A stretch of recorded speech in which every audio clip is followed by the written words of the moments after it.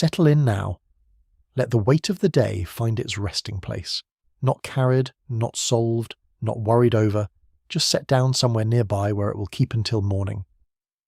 There is nothing waiting for you on the other side of this sentence except more sentences, each one a little quieter, each one a little further from the surface of things, until you find yourself somewhere older and greener and slower than the world you have been moving through.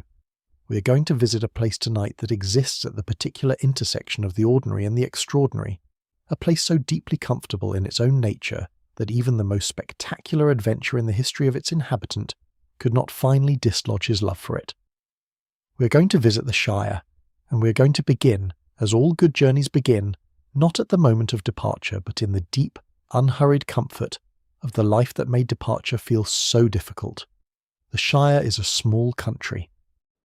In the broader geography of Middle-earth, it occupies a modest corner of the northwest of the continent, bounded by the Far Downs to the west and the Brandywine River to the east and the northern and southern moors on its remaining sides, a roughly circular territory of 100 miles or so across that sits in the world the way a well-loved book sits on a shelf, unassuming, specific, entirely itself, carrying within its modest dimensions more than its size would suggest. The land is green.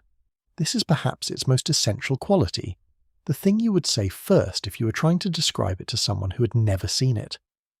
Green in the deep, patient way that land is green when it has been tended for a very long time by people who care about it, not as an investment or a resource, but as home, as the ground beneath their feet that their feet have always known and expect always to know. The hobbits who inhabited the Shire had lived there for something over 1,000 years by the time our story begins, long enough that the land had shaped them, and they had shaped the land in the mutual, unhurried way that long habitation produces. They were small people, the tallest of them reaching perhaps 3.5 feet at their full adult height, which most of them had reached sometime in their 30s and would not significantly exceed for the rest of lives that routinely stretched to 100 years and sometimes beyond. They had large feet, proportionally speaking, covered in a thick curly hair that served in lieu of boots in most weathers, and their feet were tough from a lifetime of going without shoes on the paths and fields of the Shire, tough and leathery and perfectly suited to the particular terrain of the only country most of them had ever needed to walk through. They were not a people given to adventure. This is not a judgment. It is a description of a culture that had, over the course of its long history in the Shire, arrived at a settled understanding of what constituted a good life, and had built its entire social architecture around the pursuit and celebration of that life. A good life, in the Shire's understanding, involved comfortable smials, the round-doored, round-windowed houses built into the hillsides that were the Shire's most distinctive architectural contribution to the world, and sufficient food, which for hobbits meant considerable food, and the company of friends and family, and the slow pleasures of a garden, and the particular satisfaction of knowing exactly where you would be on every day of the week for the foreseeable future. Predictability for the hobbits was not a failure of imagination. It was an achievement. It was what you got when you had done the work of building a life so well fitted to your nature that you never woke in the morning with the anxious question of what today would require of you. Today would require what yesterday had required, and what tomorrow would require, and the day itself would be the better for it, uninterrupted by the kind of novelty that most of the wider world spent most of its time producing, in quantities that the Shire considered somewhere between unnecessary and actively alarming. It is worth sitting with this for a moment before we go any further. The Shire is often treated, in the larger story, as a kind of pastoral paradise, whose primary function is to make the contrast with the wider world as sharp as possible. The innocent idyll that the adventure departs from and, if the adventurer is fortunate, returns to. But this reading sells the Shire short in ways that matter. The Shire was not innocent in the sense of being ignorant. It was not comfortable in the sense of being unearned. It was a civilization, a small one by the standards of the world outside it, and a deliberately self-limiting one, but a civilization nonetheless, a community of people who had collectively decided what they valued and had organized their lives in genuine service of those values. This kind of collective achievement is rarer than it looks, and the Shire looked, to the occasional traveller who passed through it, like something that had simply happened rather than something that had been built. Bag End sat at the top of the hill above the village of Hobbiton, in the west farthing of the Shire. It was a particularly fine smile, larger than most, with a perfectly round green door and brass fittings, and a garden that was the ongoing project of its owner's considerable horticultural attention. The hill above it was planted in a way that spoke of long thought and longer tending, and the view from the round windows on a clear morning, over the gardens and down into the valley where the water ran its slow way through the green fields, was the kind of view that rewards looking at for a long time rather than simply noting and moving on. Bilbo Baggins had lived in Bag End for his entire life. He had been born there in the year 2890 of the Third Age, and he had grown up there, and he had inherited it on the death of his father Bungo, who had built it for his mother Belladonna Took as a wedding present. The Baggins side of his family was as respectable got in the Shire, a family of comfortable means and entirely predictable habits, never late for meals and never going on adventures and never saying or doing anything that would surprise anyone who had known them for more than a week. The Took side was another matter. The Tooks were the oldest and wealthiest family in the Shire, which gave them the particular freedom that very old wealth combined with a long-established name sometimes produces, the freedom to be eccentric without being dismissed. Bilbo's great-great-granduncle Bulroar Took had, according to family legend, actually beheaded an orc chieftain and knocked his head so far it went down a rabbit hole, and in doing so had invented the game of golf. Whether or not this story was strictly accurate, the fact that a Took would have done such a thing, and that the family would have told the story with pride across the generations, tells you something about the particular flavour of Took unpredictability. There was a Took in Bilbo's blood, and sometimes in the long comfortable mornings at Bag End, looking out over the garden with his pipe, he could feel it, a faint restlessness, a quality of attention directed at the horizon rather than the garden path. He had learned, over 60 years of being a Baggins in good standing, to redirect that attention towards something more local.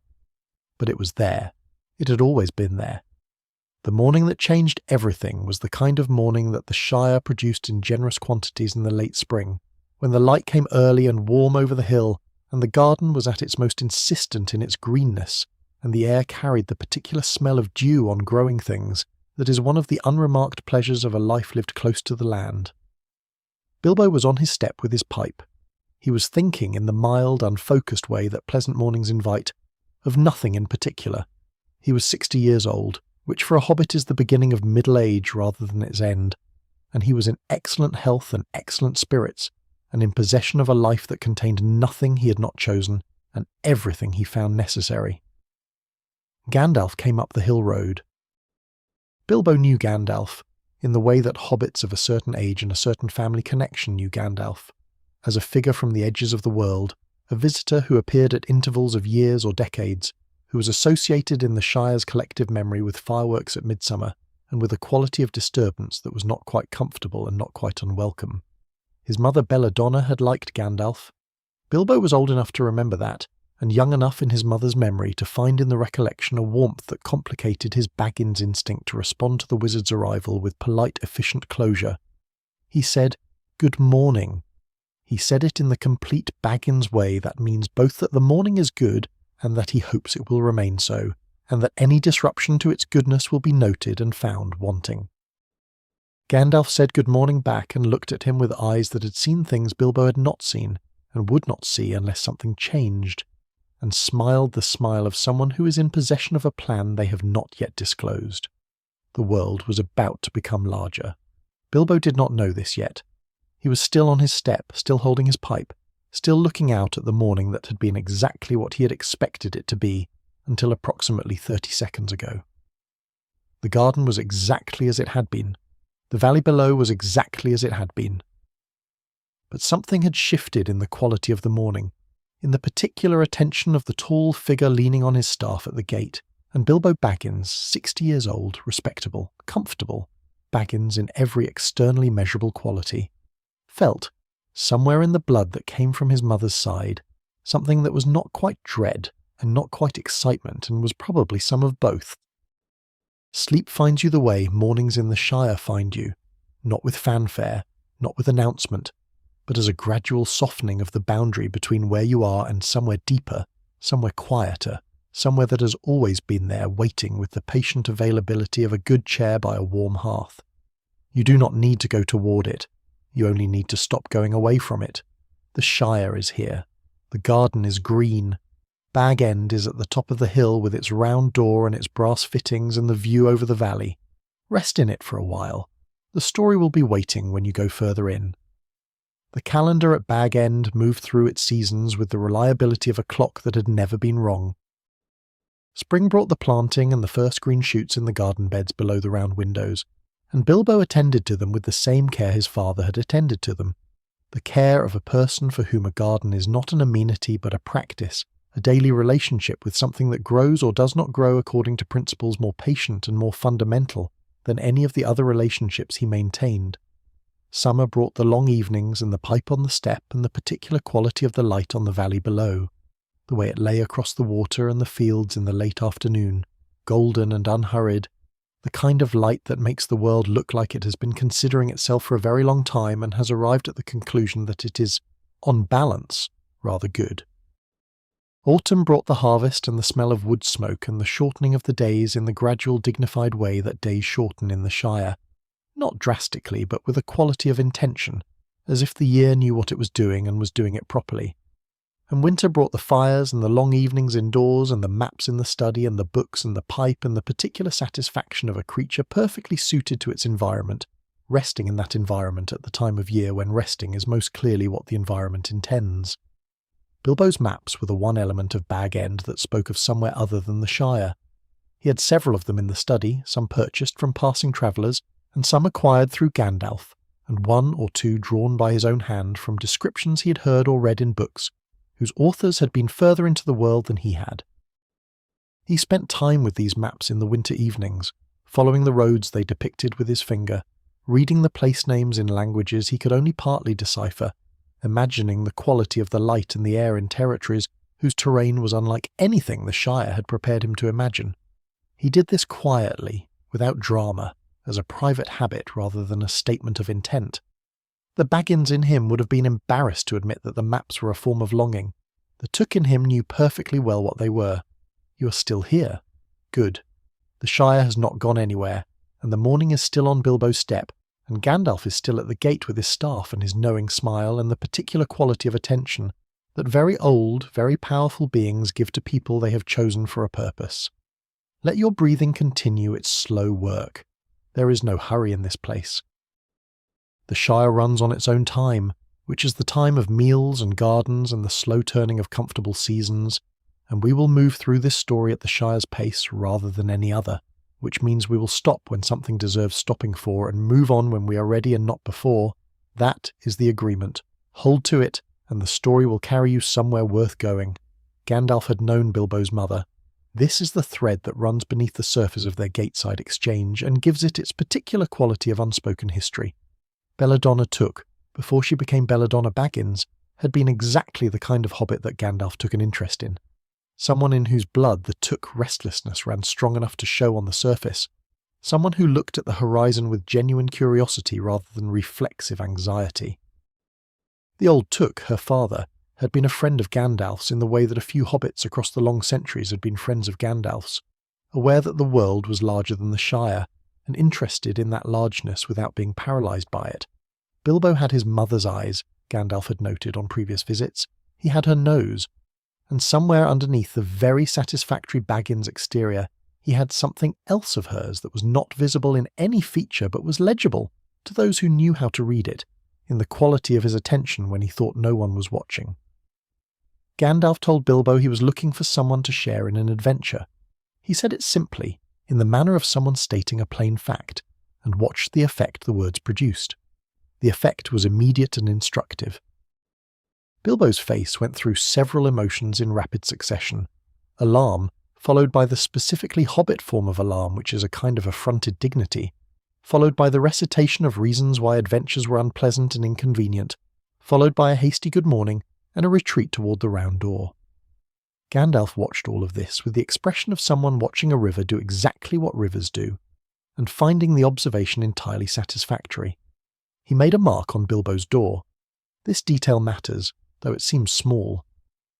The mark was not visible to Bilbo, not something he was meant to see or interpret or consciously factor into his decision about the following day.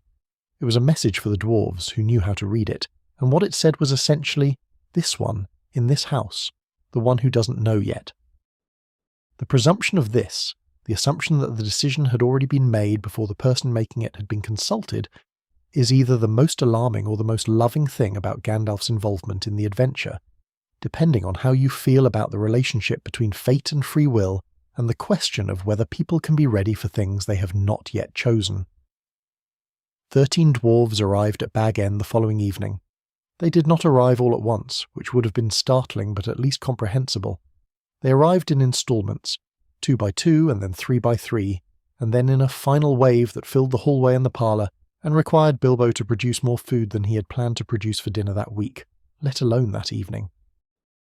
Dwalin and Balin came first, then Fili and Kili, then Dorian, Nori and Ori, then Oin and Gloin, then Befur and Bofur and Bomber, and finally, when the parlour was full of dwarves eating Bilbo's food and hanging their cloaks on his hooks and making themselves at home in a way that was deeply at odds with any notion of hospitality he'd been raised with, came Thorin Oakenshield. We should sit with Thorin for a moment, because he is not simply the leader of the company and the engine of the quest. He is the weight around which the entire story turns, the centre of gravity that gives every other element its direction and its meaning. Thorin Oakenshield, son of Thrain, son of Thror, was a king without a kingdom. His grandfather had ruled the great mountain of Erebor, the Lonely Mountain, the greatest dwarven stronghold in the north, carved from the living rock by generations of craftsmen, filled with more wealth than most people in Middle-earth could imagine, and his grandfather had lost it. A dragon named Smaug had come down from the north and taken it, and with it had taken everything that made the dwarves of Erebor what they were: their home, their history, their purpose, the specific gravity of belonging to a place that was entirely and completely yours. Thorin had been a child when Erebor fell. He had been old enough to understand what was being lost, to stand with his grandfather at the gates as the mountain was taken, to see in Thror's face the particular devastation of a person watching the centre of their world removed. He had been young enough that the loss had shaped the rest of his life the way early losses shape lives, not as something that happened and was then accommodated, but as the lens through which everything else was subsequently seen. The long years of exile, of wandering, of building what dignity could be built in a world that did not recognise his claim to any of the respect that should have been his by right. These had not softened Thorin. They had refined him, ground him down to an essential core of will and purpose, and the specific, unrelenting pride of someone who has decided that the only response to what has been taken is to take it back. He came into Bag End last, and he looked at everything in it with the eyes of someone assessing a space rather than visiting it. The eyes of a leader measuring what is in front of him against what he needs, and he was not entirely satisfied by the measurement. The hobbit, he could see, was comfortable. Comfortable in the deep, thoroughgoing way that people are comfortable when comfort is not a circumstance but a commitment, a chosen orientation toward the world. He needed someone comfortable to leave their comfort behind, and he was not entirely certain that the comfortable person in front of him was capable of that departure. He said as much, or implied as much, and Bilbo, to his own considerable surprise, felt the took blood respond. The evening that followed is one of the great comic scenes in the history of the literature of this world. 13 dwarves eating a hobbit's pantry and singing about the washing up, and then growing quiet and serious as Thorin called for the map and the key, and Gandalf lit his pipe and the firelight settled into a different quality of warmth. And Bilbo, who had been managing the situation with varying degrees of success up until this point, found himself caught by something he had not expected. Not the adventure. Not the dragon, or the treasure, or the danger. The song. The dwarves sang about the Lonely Mountain. They sang about what they had lost and what they wanted back, and they sang it in the way that only people who have carried a loss for a long time can sing about it, without sentimentality, without self-pity, with a quality of plain, grave longing that is more devastating than either of those things because it is more honest. They sang about gold and stone and fire, and Bilbo, sitting in his armchair by his fire in the house his father had built for his mother, felt something move in him that he had not felt in a very long time, and perhaps had never felt quite this clearly. It was the took blood, doing what the took blood did when it was properly spoken to. It was the part of him that had always looked, very quietly and without making a fuss about it, at the horizon. The dwarves were not singing to him. They were singing to the mountain, to the memory of what the mountain had been. But something in the song found the part of Bilbo that had always suspected the world was larger than the Shire, the part that had looked at the maps in his study and wondered, the part that had listened to his mother's stories with an attention that was not quite the ordinary attention of a child being entertained, but something more intent, more hungry. Something in the song found that part and spoke to it directly, and the part it found answered. He did not decide to go on the adventure that night. Or rather, he decided not to go, as he had been deciding not to go since Gandalf appeared at his gate. But the song had done something that could not be undone by a decision. It had made the world feel larger than Bag End for the first time in 60 years, and Bag End, once it feels smaller than the world, is never entirely the same as it was when it felt like everything. Let the song find you in the quiet. Not the dwarves' song specifically, not the words or the melody, but the quality of it. The thing that a song does when it speaks to the part of you that has always known the world was larger than your current address. Let it move through you the way the song moved through Bilbo, without demand, without urgency, finding whatever it finds and leaving whatever it leaves. The Shire is still here, Bag End is still warm, and somewhere in the distance, over the hill and past the borders of everything familiar, the lonely mountain stands in the dark with its locked gate and its stolen treasure, waiting with the patience of stone for the people who are coming to reclaim it. Sleep in the warmth of the fire. The journey begins when you are ready.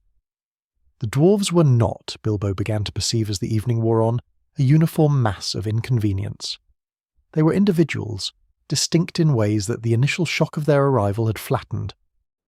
Balin had a white beard and a round face, and a quality of grandfatherly warmth that was not performance, but genuine disposition.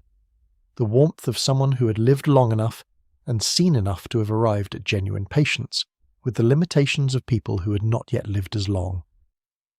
Fili and Kili were the youngest of the company by a considerable margin, and their youth expressed itself in a lightness that the older dwarves had largely set aside, a willingness to find things funny that had not yet been trained out of them by the accumulated weight of the long exile and the long purpose of its end.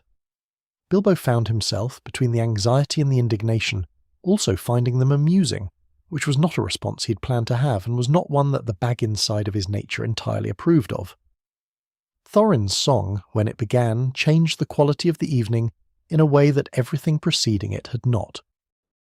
The fire was the same fire and the parlour was the same parlour, but the song made them different, not by changing them but by placing them in a different context, the context of a people who had once had something and lost it and wanted it back, a context in which even the ordinary warmth of a fire acquired the quality of contrast, of something to be held against the cold that had replaced something warmer. Bilbo had not known before that song that music could do this, could take a comfortable room and make it feel like a room on the edge of a larger story, a room from which, if you were willing, you could depart towards something that mattered in ways that the room itself, however pleasant, did not. There is a moment in every departure when the thing you are leaving becomes most fully itself. When the house you have always lived in reveals the particular quality of its light as you stand outside it looking back, and you see it, perhaps for the first time, or for the first time clearly, as a thing in the world rather than simply as the world itself. Bilbo had this moment the morning he ran down the hill after the dwarves, contract in hand, no hat, no pocket handkerchief, no careful arrangement of the affairs that a hobbit of good standing was supposed to arrange before going anywhere. He had overslept. He had lain in his bed hearing the company depart and told himself he was glad of it, and then, in the particular way of things that have been decided without your full participation, he had found himself running. The green door of Bag End receded behind him. He did not look back. If he had looked back he might not have kept running, and something that had been waiting for 60 years would have gone on waiting. The road west out of Hobbiton on a spring morning in the third age of Middle-earth was a road that knew itself thoroughly. It knew every hedgerow and every turning and every farm gate along its length, and it moved through the landscape with the particular confidence of something that has been exactly where it is for long enough to belong there entirely. The dwarves moved along it at a pace that Bilbo found brisk by hobbit standards, their ponies' hooves making a sound on the packed earth that was at once purposeful and rhythmic, a sound that had in it the quality of real distance being opened between the present moment and whatever had come before it. Bilbo had a pony of his own. This was one of Gandalf's arrangements, made without consultation, as Gandalf's arrangements tended to be made. The pony was steady and well-tempered, which was thoughtful of Gandalf in the abstract and somewhat beside the point in the immediate, since Bilbo had never ridden further from Hobbiton than the Green Dragon at Bywater, and the motion of the animal beneath him was entirely new to his body in the specific way that new physical experiences are new, not merely unfamiliar, but actively requiring attention, occupying portions of his consciousness that he would have preferred to use for the growing catalogue of things he had left behind. He had not brought a pocket handkerchief. This sounds trivial, and in the context of the larger adventure it was trivial, but in the context of Bilbo's interior experience it was not trivial at all, because it was the most precisely accurate symbol available to him at that moment of the gap between the life he was moving away from and the one he was moving toward. A pocket handkerchief was the kind of object that a properly organised hobbit never left home without. It was small and it was practical, and its presence in a pocket was one of the small certainties that composed the texture of a well-arranged life. Its absence was the texture of the life he was entering, a life in which the small certainties would not be reliable, in which the pockets might be empty in ways that went considerably beyond the question of nose-blowing. Gandalf rode with the company for the first part of the journey, and his presence changed the quality of the road in a way that was difficult to name but easy to feel. The world seemed slightly larger when Gandalf was in it. Not literally. The distances were the same and the sky was the same size, but there was a quality to the attention he paid to things, to the way he looked at the horizon and at the occasional travellers they passed, that made the surroundings feel more significant.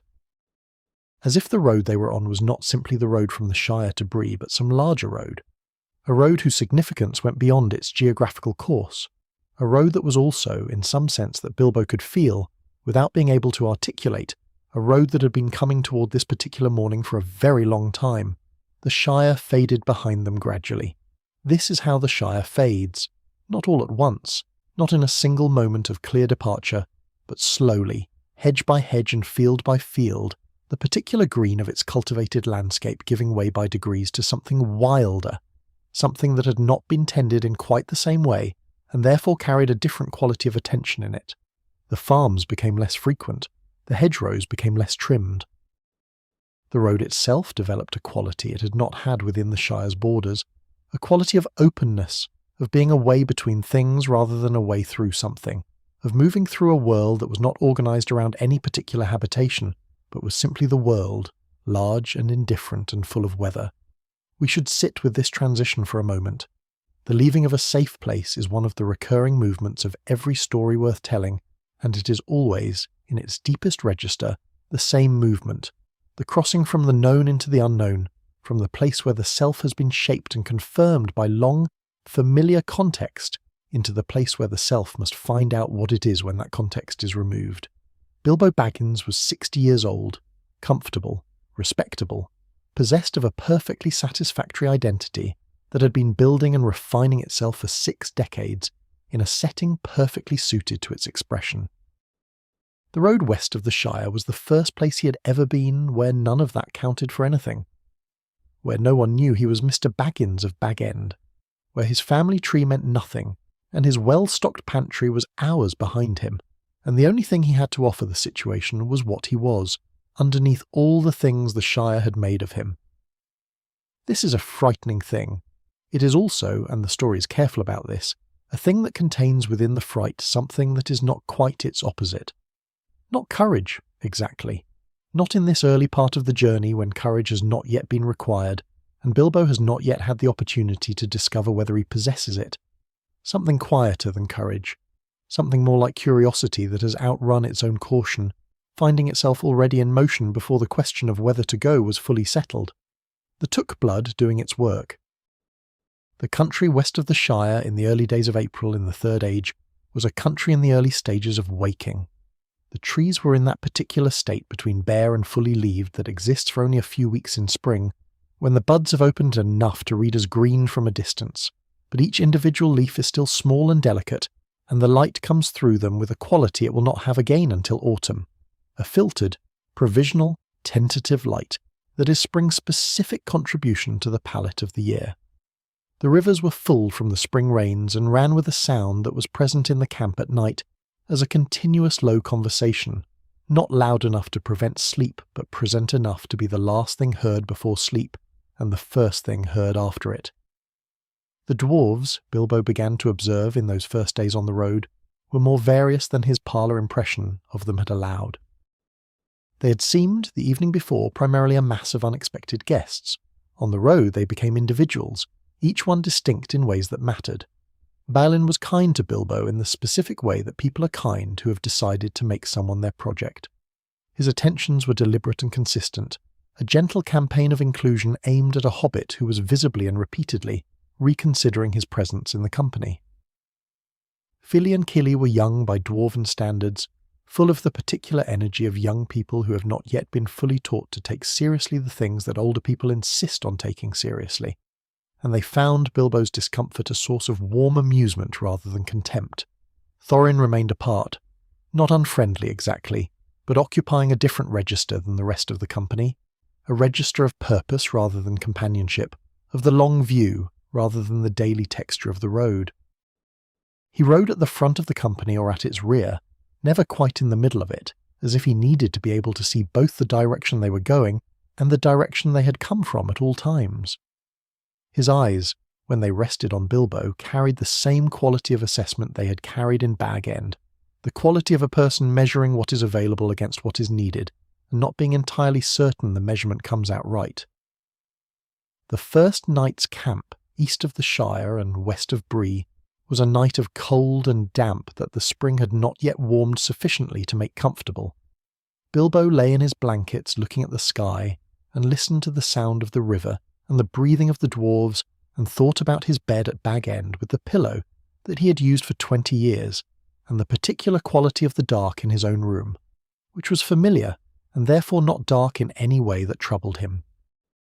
The dark here was unfamiliar, which made it large in ways that the dark at home was not. He thought about the pantry he had left well stocked. He thought about the handkerchief he did not have, and then, somewhere between these thoughts and the next thoughts, he fell asleep. Not peacefully, not deeply, not in the way he would have slept in his own bed under his own roof, but he fell asleep. The body's need, which is older and more persistent than the mind's preferences, asserted itself eventually, and Bilbo Baggins, who had lived in the same house for 60 years and had never expected to sleep anywhere else, slept for the first time in the open air of the world under the cold spring stars. This is where you are too now, in the open, in the dark that is not your own familiar dark but something larger, more general, the dark that belongs to everyone who has ever closed their eyes under the sky. It is not threatening, it is simply spacious. Let it be spacious. The road goes on, and you do not have to follow it tonight. You only have to rest in the knowledge that it is there, that it will be there in the morning, that the adventure has begun, and the body that is doing the adventuring has been wise enough to lie down. Sleep. The stars are the same stars that watched Bilbo sleep in the grass, and they are unhurried, and they will still be there. The Breeland, when they reached it, was the first territory that felt genuinely different from the Shire. Not simply the Shire with fewer hedgerows, but a place with its own character, its own way of organising itself in relation to the road and the wider world. Bree sat at the crossroads where the east road met the road north, and this position at the intersection of routes had given it a quality that the Shire, tucked into its own comfortable corner, did not have, a quality of transit, of being a place where people passed through rather than stayed, a place where the wider world showed up regularly in the form of travellers from more distant places with more distant concerns. The prancing pony was full on the evening the company passed through it, and full in the specific way of an inn at crossroads, the noise of many people with no particular reason to lower their voices, the smell of food and smoke and the wet wool of travellers' cloaks drying near the fire, the quality of information moving through the room in the form of conversation between people who might not meet again, and were therefore depositing what they knew into the common pool. Bilbo sat in a corner of the common room and watched all of this with the attention that the road had begun to teach him, not the attention of a person waiting for the evening to end so he could be somewhere more comfortable, but the attention of a person who had begun to understand that paying close attention to the world as it presented itself was one of the more reliable ways of staying alive in it. He ate his supper and listened to the talk around him, and noticed things. What kinds of people were here, and what their business seemed to be, and what the road behind them and ahead of them seemed to contain. He was not yet good at this, but he was beginning. Not every place in the world announces itself. Some places hold their quality quietly, letting it accumulate in you gradually as you approach, so that you arrive already changed by the journey toward them in ways you cannot fully account for. Rivendell is such a place. The valley in which it sits is hidden from the road by the specific geography of the mountains. You're travelling through high country and then the path drops, and the mountains on either side rise, and the air changes, and the sound changes, and something in the quality of the light changes, and then you see it below you, the white and grey towers and the waterfalls catching the evening light, the trees in their patient attendance on the valley's edges, the fires visible through the arched windows as the dark comes on. There is a moment, arriving at Rivendell, when the traveller understands viscerally that the world contains things they had not been adequately prepared for by anything that came before. Bilbo had not been prepared for Rivendell. He had not, truthfully, been prepared for any of what the road had offered since Hobbiton.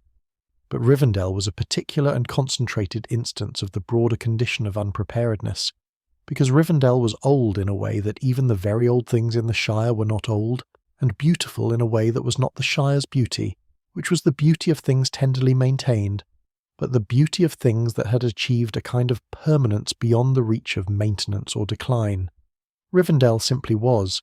It had been for an age of the world and would be for another, and the quality of that long being was present in every stone and waterfall and ancient tree in the valley, not as heaviness but as depth, the way still water has depth where moving water has only surface.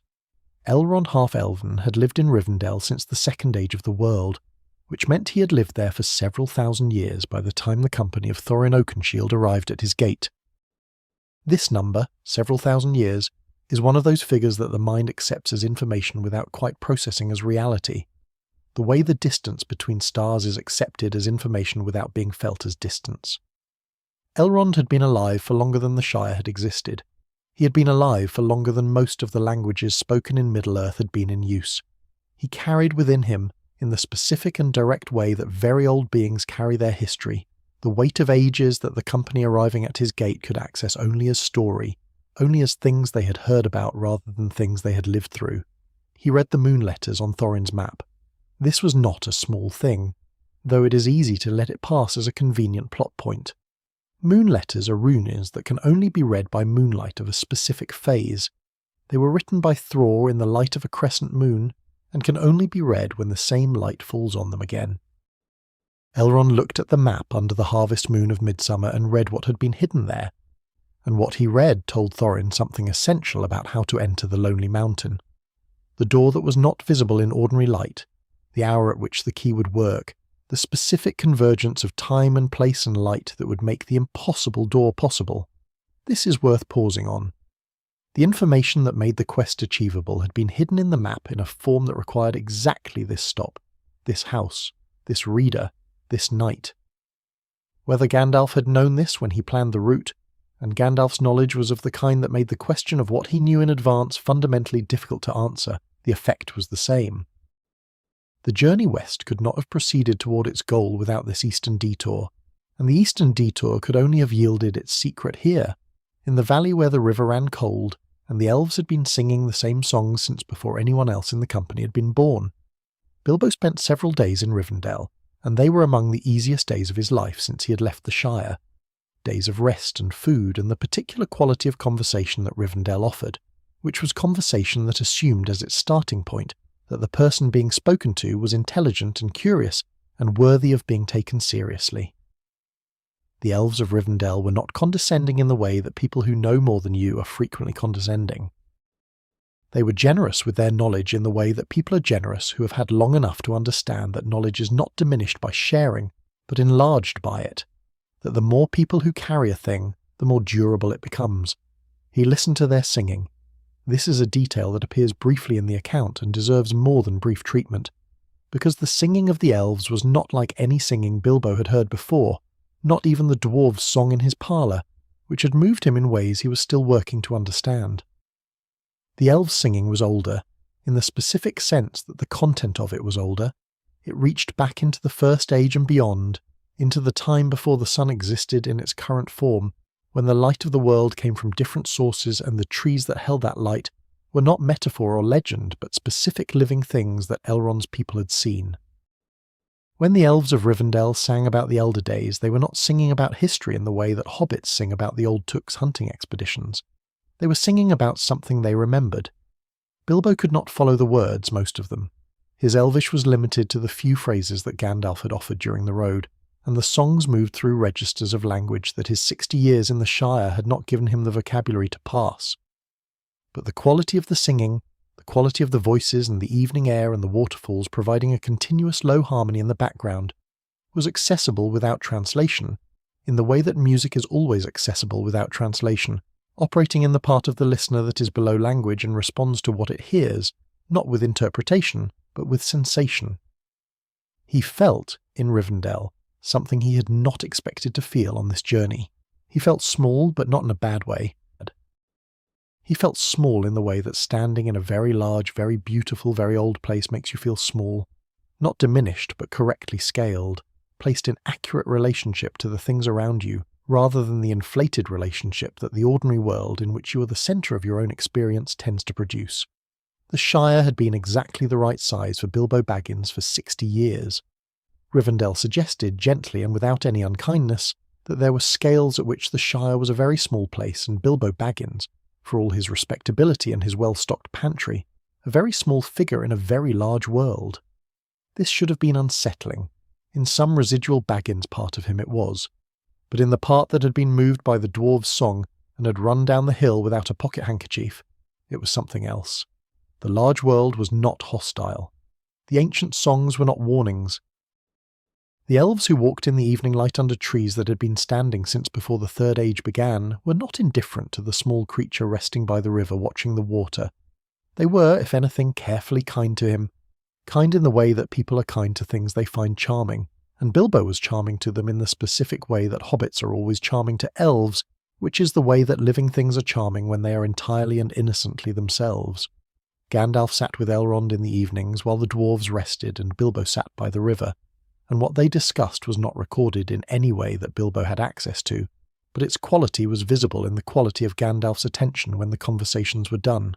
More settled, more certain, more oriented toward what was coming rather than what had been planned. Rivendell had given the quest more than moon-letter translations and rest and elvish hospitality. It had given it, in the way that such houses give things to travellers who pass through them, a sense of participating in something larger than the immediate itinerary. The Lonely Mountain was one node in a story whose other nodes extended in both directions across the Third Age, and Rivendell, which remembered all the ages, was the place where that larger context became briefly visible. The company left Rivendell early on a morning of clear sky and cold air, heading east toward the mountains, and Bilbo turned once in his saddle to look back at the valley. The white towers were visible for a moment above the tree line, and then the path turned and the valley was behind him, and ahead was the rising land and the grey shapes of the misty mountains against the brightening sky. He turned back. He had his pocket handkerchief now. One of the elves had quietly left a clean one on the table by his bed on the last evening. A gesture so thoughtful and so thoroughly elf-like in its combination of practicality and delicacy that Bilbo had been unable to express his gratitude without becoming emotional. The mountains waited. They had been waiting long before Bilbo and long before the dwarves, and they would be waiting long after, and they waited with the absolute indifference of stone to the particular biological dramas playing out on their slopes. But Bilbo Baggins, pocket handkerchief in pocket, rode toward them in the clear morning light with something in him that had not been there when he left the Shire. Something small and tentative and not entirely comfortable. Something that was the beginning, in a person who had spent 60 years being Baggins, of the first traces of being Took. Rest now in Rivendell's quality, if you can find it in the dark behind your eyes. The waterfalls are audible somewhere in the distance, continuous and cool, the same sound they have been making for thousands of years. The elves are singing somewhere in the valley, the songs that reach back beyond memory into the first light of the world. You're correctly scaled here, not small, not large, but the right size for what you are, in the right place for this moment. The mountains can wait until morning. They are patient, so is sleep. Let it find you in the valley, in the cool air and the old songs before the road rises again. The library at Rivendell was the thing Bilbo spent the most time in after the river. It contained books in languages he could not read, and some in languages he could, and the ones he could read contained accounts of the wider world in the Third Age that the Shire's modest collection of local histories and agricultural manuals had not prepared him for. He read about the Misty Mountains, the next obstacle, if the word obstacle was adequate to something of that scale and complexity, and found in the accounts less comfort than he had hoped for, and more information than he had expected, and the information, while not comfortable, was more useful than comfort would have been. He read about dwarven history and about dragons, and about the particular quality of the treasure sickness that dragons were known to produce in those who came into contact with large accumulations of gold. This last he noted without understanding that he would need the note. Elrond himself sat with the company one evening and told them something about the road ahead. Not what would happen, which no one in Rivendell claimed to know, but what had happened in those territories before, what the quality of the country was and what had moved through it in the various ages and what it was likely to require of those who moved through it in the present. He spoke about this calmly, with the specific calm of someone who has enough distance from the events to describe them accurately, without being moved by them in any way that would distort the description.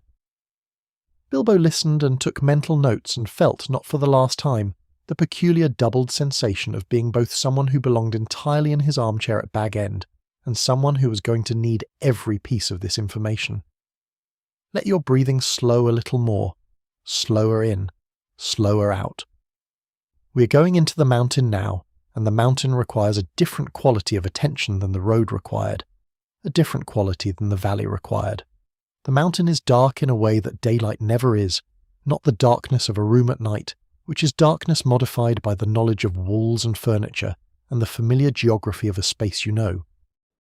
The darkness under the mountain is darkness in its essential form, unmodified, complete, the total absence of the light that the surface world takes for granted so thoroughly that most of the creatures who live on the surface have never had occasion to understand what darkness actually is until they find themselves somewhere that has none. The company had been caught by the stone giants, or rather by the storm that the stone giants were playing in, a storm so vast and so violent that the mountains themselves seemed to be at war with the sky, and they had sheltered in what appeared to be a cave and turned out to be a trap, and the goblins had come in the night from the door in the back of the cave, and the company had been taken, tumbled and prodded through narrow passages and downward sloping tunnels at a pace that allowed no orientation, no sense of where up was relative to where down had been, no way to hold in mind any map of the route they were being taken along. In the confusion of the capture and the descent, Bilbo fell. He fell behind, and he fell further, and he hit the ground of a deep tunnel, and lay still for a moment in the absolute dark and the absolute silence that follows sudden violence, taking inventory of himself, finding all the parts of himself still present if not entirely uninjured, and then he reached into his pocket and his hand found something cold and smooth that had not been there before. We should sit with this moment.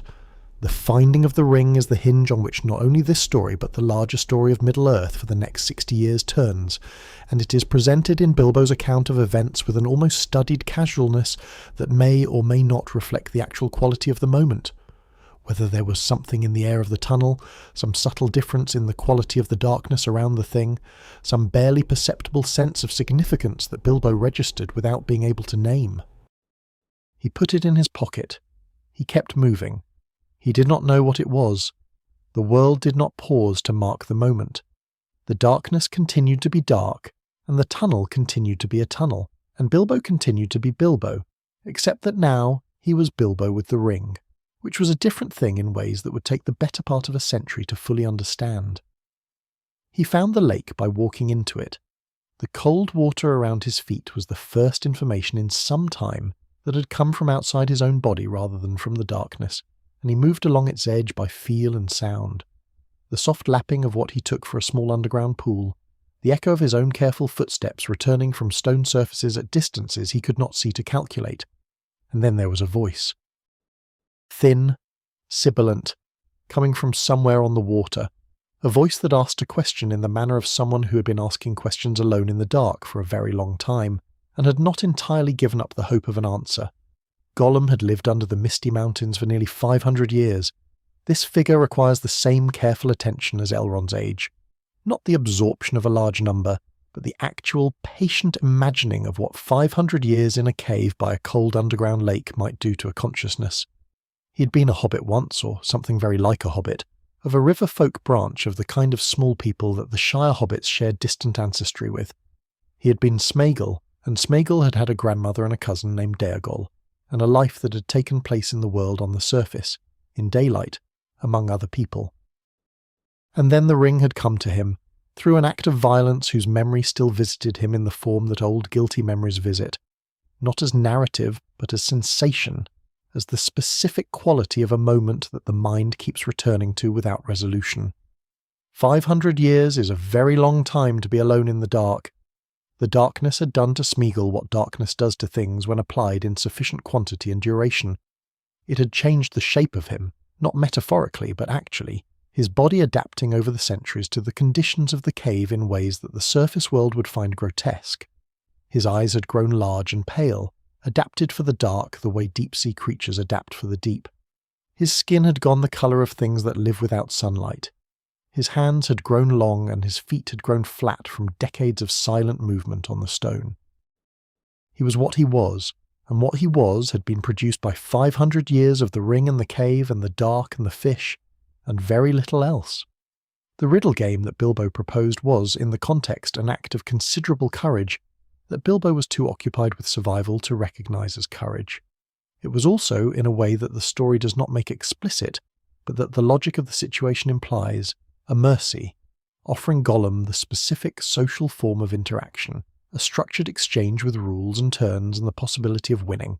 That was the closest thing available to a genuine conversation between two beings who had very little common ground and whose interests were fundamentally opposed.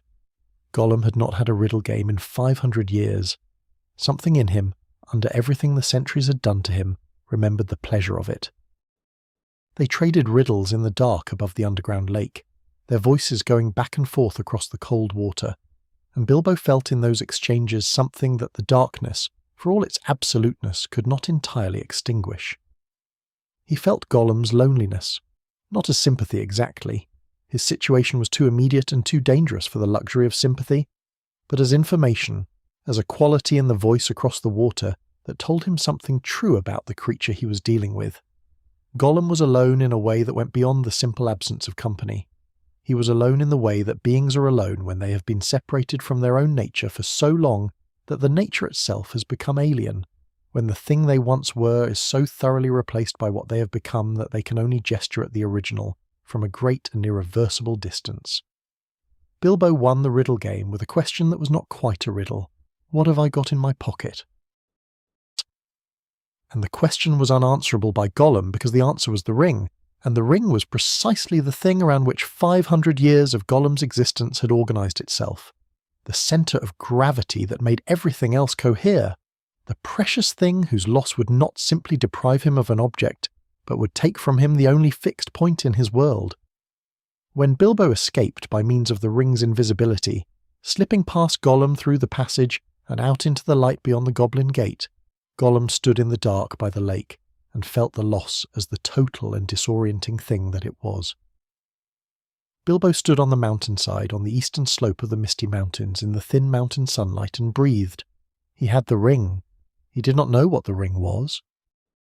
He had a distant, thoughtful regret about how the escape had concluded.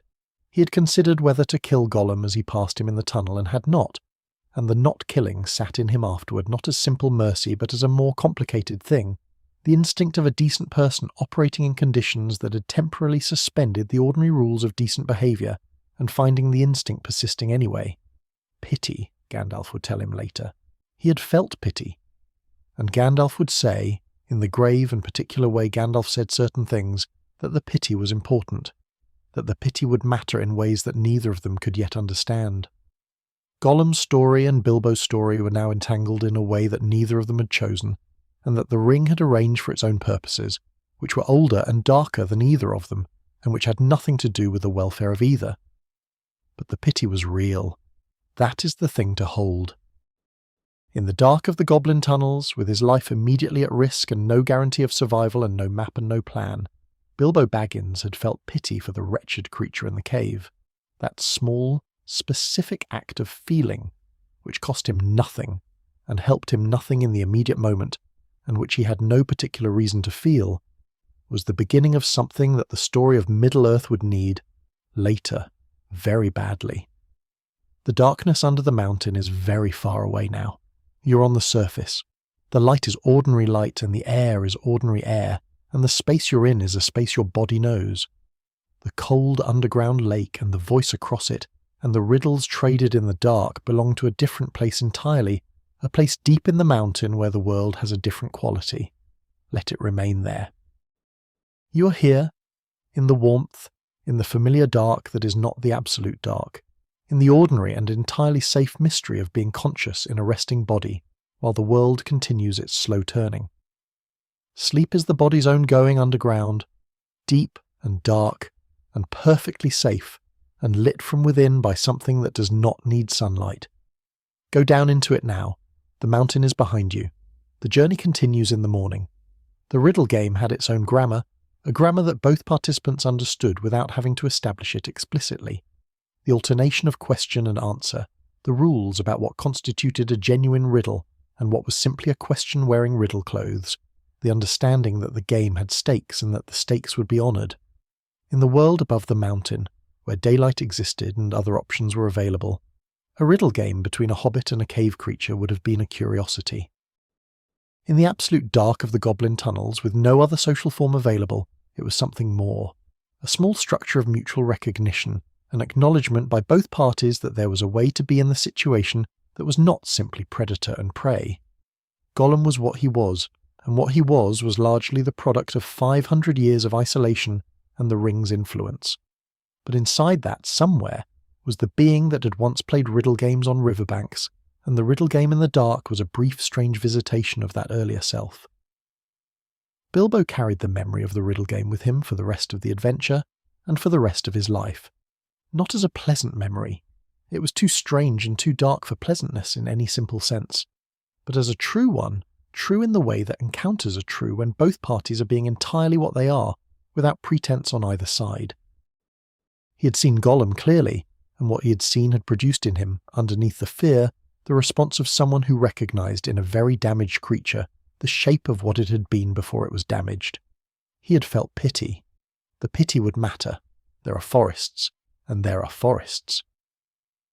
The Shire had its woody end, where the trees grew old and tall, and the light between them was dim and green, and hobbits who walked there in the late afternoon sometimes turned back sooner than they had intended without being entirely certain why.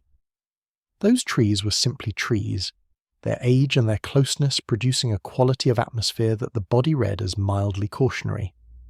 Mirkwood was something else. Mirkwood was a forest that had forgotten what it had been. It had been, long ago, Greenwood the Great, a forest of light and birdsong and the ordinary deep beauty of old growth that has never been harmed. The shadow that had settled over it had come from the south, from the place in the southern forest where a darkness had taken up residence and had been sitting there long enough that the forest had changed its character entirely, changed it the way a person changes when they live too long in proximity to something that does not wish them well. Gandalf had left the company at the forest's edge. This was one of the harder moments of the journey to that point, because Gandalf's presence had been, even when not entirely comfortable, a quality of assurance that the road contained. He left for reasons he did not fully explain, with instructions that were precise, and that Thorin received with the dignity of someone who was not entirely pleased to be receiving instructions but understood the necessity. Stay on the path. Whatever happens, whatever you see or hear or are tempted by, stay on the path. The path was the only navigable route through the forest, and losing it was losing the only way out.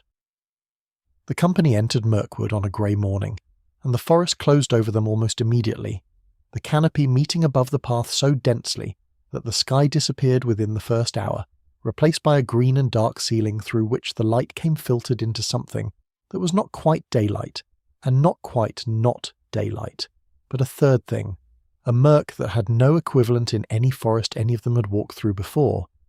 The air was thick, not with moisture exactly, though the forest was damp, but with the quality of air that has been recycled too many times through not enough light, air that had forgotten the open sky. They walked for days. The path held, and they held to the path, and the forest offered them neither food nor water in quantities they could use. The stream they were told not to drink from ran cold and dark and smelled of magic of the wrong kind, and the deer and other creatures they occasionally glimpsed seemed wrong in ways that were difficult to articulate, as if the animals of the forest had absorbed something of the shadow and carried it in their coats and in the quality of their movement. The provisions they had brought from the forest's edge ran lower with each day, and the days seemed to extend rather than pass, the unchanging dimness of the forest canopy making it impossible to track the sun, and therefore impossible to be certain how much of the day had gone or how much remained. The elvish lights in the forest were the first deviation from the path, and the deviation was Bomber's fault in the way that disasters that happen to groups are often the fault of the person who is already the most vulnerable. He had fallen into the enchanted stream and had slept ever since, heavy and dreaming and requiring 4 dwarves to carry, and the company's progress had slowed under this burden, and their provisions had dropped below what was comfortable, and when lights appeared in the forest darkness, lights that suggested a fire, warmth, food, other people, the temptation was simply too great. They left the path 3 times. Each time they found the lights went out as they approached. The 3rd time they woke in the dark of the forest floor with no path visible, and no sense of direction, and no way to know how far they had wandered from the only navigable route through the forest. Lost in Mirkwood is a specific and complete kind of lost. It is not the lost of a country road at night, where the sense of the general direction remains, and the distance to habitation is likely finite. It is lost in the way that ancient forests lose the people who enter them unprepared, utterly, completely, in a place where the trees have been growing for long enough that they have their own purposes and their own arrangements, and those arrangements do not include making themselves comprehensible to travellers. The spiders found them. We will not linger here, because the spider passages of this story are not the passages that serve a quiet mind best in the dark before sleep, and the story that matters more in Mirkwood is not the spider battle, but what happened in Bilbo during it. He used the ring. He used it to go invisible and to circle the spiders and to taunt them and to draw them away from the dwarves, moving through the forest with a new quality of confidence and agency that had not been available to him in any previous moment of the journey. He was invisible, which meant he was also for the first time unobserved, not unseen by the forest, which sees everything regardless, but unseen by the things with intentions in the forest, the things that could act on what they saw. And in that unobserved space, Bilbo found out something about himself. He found out that he was brave. Not in the abstract, not as a theoretical possibility held in reserve against some future occasion of necessity. Brave in the present tense, in the actual moment of physical danger with actual large spiders actually present on actual branches overhead. He moved through the forest, and he called to the spiders, and he led them away, and he went back for the dwarves, and he cut them down from the webbing they had been wrapped in, one by one, and he did all of this while being frightened in the specific full-bodied way that being in danger makes you frightened, without the fright stopping him. The fright was information. He used the information. He kept moving. It is worth sitting with this because it is the moment that the rest of the adventure was built toward and the rest of the adventure will depend on. Not the moment the ring was found, not the first use of invisibility, but this moment, Bilbo, frightened, using what he had to do what needed doing, without waiting for the fear to pass before beginning. The hobbit who had run down the hill after the dwarves without a pocket handkerchief had been acting on impulse, on the took blood catching him before the Baggins could say no. The hobbit who moved through Mirkwood's shadows drawing spiders away from his companions was acting on something that had been built by everything that had happened since the hill. The road, Rivendell, the goblin tunnels, the riddle game, the pity for Gollum, the eastern slopes of the misty mountains in the thin sunlight. He was acting on the gradual accumulation of a self that had been finding out, a little more with each difficult mile, what it was capable of. Thorin was captured by the woodland elves, along with the rest of the dwarves, and taken to the halls of Thranduil beneath the forest. Bilbo was not captured. The ring's invisibility had kept him outside the elves' perception, and he followed the company's capture into the halls and found himself, for the second time in the journey, in a situation that required improvisation rather than a plan. He was a burglar, Gandalf had promised the dwarves. He had not felt much like a burglar for most of the journey to date. But here, now, in the halls of the Wood Elves with the company imprisoned and no apparent means of exit, the burglar's skills were precisely what the situation required. He spent weeks in those halls, invisible, stealing food from the elves' tables, listening at the doors of Thorin's cell, working out the shape of the place and its routines with the patient attention of someone who has nothing but time and a great deal riding on the thoroughness of the observation. The elves' halls were beautiful, in the specific way of things built underground by people who understand how to make stone hospitable, lit with lanterns and hung with tapestries and smelling of pine and the cold river that ran beneath the cellars. Bilbo, invisible, watched the elves go about the business of their underground life and felt a kind of qualified affection for them, even as he was plotting their circumvention. The escape in the barrels was his plan, and it worked, and it was deeply uncomfortable for everyone involved, including and especially Bilbo, who was not in a barrel, but in the cold river water clinging to one, soaked through and cold in every layer of his being, but alive and out of the forest and floating toward the long lake and the town of men who lived at the lonely mountain's foot. The forest was behind them. The mountain was ahead. Bilbo, in the cold river water, looked at the sky, the actual sky, open and grey and full of the kind of light that only exists outside, and felt the particular relief of a person who has been in a bad place for a long time finally not being in it anymore. The forest recedes.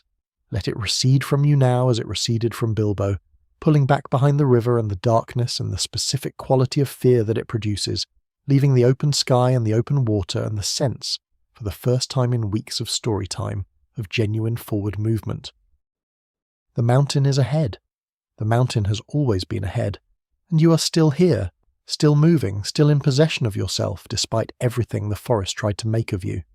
The dark outside your window is ordinary dark, not Mirkwood dark, not Goblin Tunnel dark, not Under the Mountain dark, the good, plain, ordinary dark of a world that is mostly safe and mostly lit by morning. Sleep in it. You have earned the rest. The elvish halls of Thranduil beneath the forest were, Bilbo would reflect later, the most paradoxical place in the entire journey. They were beautiful, genuinely, quietly beautiful in the way of things made by people who have thought carefully about how to live well in difficult circumstances. The stone was carved with a restraint that made it feel less like enclosed space and more like shaped space that the elves had organised rather than built, using the mountain's own material to produce something that honoured the quality of the original rather than imposing a different quality over it. The lanterns gave a warm light. The wine was excellent. The elves who moved through the halls had a quality of ease in their underground home that was entirely at odds with the surface impression of Mirkwood, which was grim and dark and deeply unwelcoming. Underground, the Wood Elves were entirely at home. This was the paradox. The place where the company was imprisoned was also the most comfortable place they had been since Rivendell, and the keepers of the prison were not cruel, but simply implacable, committed to their own interests with the specific commitment of a people who'd been maintaining their territory against outside pressure for long enough to have made the maintenance into a kind of reflex. Bilbo moving invisible through those halls, stealing food and eavesdropping at cell doors and working out the layout with the patient attention of someone who had nothing but time and a great deal depending on accuracy, was not exactly comfortable, but he was also not exactly miserable. He was occupied. An occupation he had discovered over the previous months of the journey was considerably better for him than its absence. The lonely mountain stands on the plain east of Mirkwood like a declaration. Not a threat, a declaration. A statement of presence so absolute, so geographically unambiguous, so thoroughly itself in a landscape that has no other feature of comparable size or intention, that travellers approaching it across the flat country feel its significance before they have arrived close enough to see its details. It is the mountain that the dwarves had sung about in Bilbo's parlour, the mountain in whose depths the greatest hoard of treasure in the northern world had accumulated over centuries of dwarven craft and dwarven trade and dwarven love of beautiful things made permanent. And inside the mountain, in the great hall where the treasure lay, was Smaug. Smaug had been in the mountain for 170 years. A dragon's relationship to time is different from a hobbit's relationship to time, in ways that the comparison of their lifespans alone does not capture. A dragon in possession of a hoard is a dragon in a state of satisfaction so complete that the ordinary mechanisms of time, hunger, desire, the restlessness that drives most creatures from one moment to the next, are largely suspended. The hoard was there. Smaug was on the hoard. The hoard was warm with his heat, and he was warm with his own fire, and the deep stone of the mountain was warm with centuries of his habitation. He had been there long enough that the mountain might almost have been said to have become him, in the way that a space becomes the thing that inhabits it, when the habitation is sufficiently prolonged and sufficiently complete. He slept with one eye open. This is not metaphor. A dragon guarding treasure does not surrender to sleep in the wholehearted way that most creatures surrender to it, because surrender requires the temporary abandonment of vigilance, and a dragon's vigilance is as fundamental to its nature as its fire or its scales. Smaug's awareness, in sleep, extended through the mountain the way the mountain's warmth extended through the rock, not as active attention but as passive sensitivity, a readiness to respond to the wrong note in the great silence of the stone. He knew his hoard with the completeness of a lover, knew every piece of it, its weight and its temperature and its specific position, in the arrangement that centuries of settling had produced, and anything added to it or removed from it would register in his awareness with an immediacy that no amount of sleeping would diminish. Bilbo went into the mountain alone. This is one of the most important sentences in the story, and it deserves to be held for a moment before we move past it. Not the dwarves, not Thorin, whose mountain it was and whose claim to the treasure was the purpose of the journey. Bilbo, the burglar. The hobbit who had run down the hill without a pocket handkerchief 5 months earlier, in the context of the story's time and a rather longer time in the context of what the journey had done to him. He went into the mountain alone with a torch that the dark swallowed almost immediately, moving down the passage that the moon letters had identified, toward the red glow at the far end that was Smaug's fire-breathing sleep. He stole a cup, a single cup from the edge of the hoard, close enough to the passage's end that he did not have to go far into the firelit cavern, not far enough to see the full extent of the treasure or the full extent of the dragon sleeping on it. He took the cup and went back up the passage with his heart doing what hearts do when the body understands, ahead of the conscious mind, the exact nature and magnitude of what it has just done. He emerged from the passage to the cold air of the side tunnel where the dwarves waited, and he held up the cup, and there was a moment, a collective moment, 13 dwarves and 1 hobbit in the dark at the edge of a dragon's lair, of wordless, total understanding of what had been accomplished and what it was going to cost. Smaug woke. He woke with the specific quality of waking that very old, very dangerous things wake with when they know they have been disturbed, not groggy, not oriented by degrees, but instantly and completely awake, all of his consciousness available immediately, none of the recovery period that hobbit waking requires. He counted the hoard. He found the absence of the cup. He did not rage, which would have been more comprehensible. He was cold and certain and moved through the mountain with a purpose that was indistinguishable from patience, the patience of something that knows what it is looking for and is entirely confident it will find it. Bilbo went back. He went back because the conversation among the dwarves after the cup had produced no plan other than the acknowledgement that someone needed to go back and find out what Smaug knew and what Smaug intended, and whether the plan, such as it was, had any surviving viability. He went back alone because the alternative was the dwarves going, and the dwarves going would have been audible and visible, and would have ended things considerably more quickly. He went back invisible, which helped, and he went back frightened, which he had become accustomed to. He talked to Smaug. We should sit with this.